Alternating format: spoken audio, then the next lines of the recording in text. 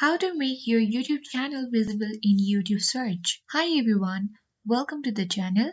This is Rose and without further ado, let's get started.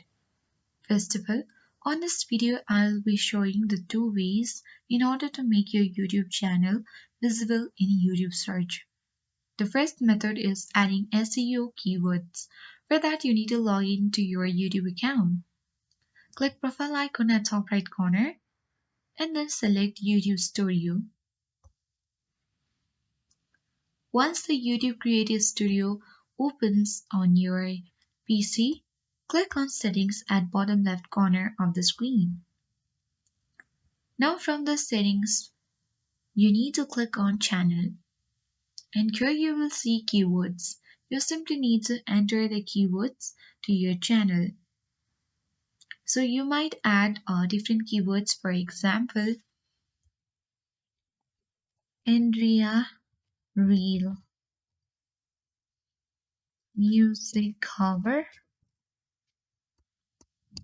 And in this way, you need to simply add the keywords and click on Save button. And then once you have done that, the second method you need to apply is update your channel description. You need to scroll down on this left side panel and click on customization and update your channel description from here.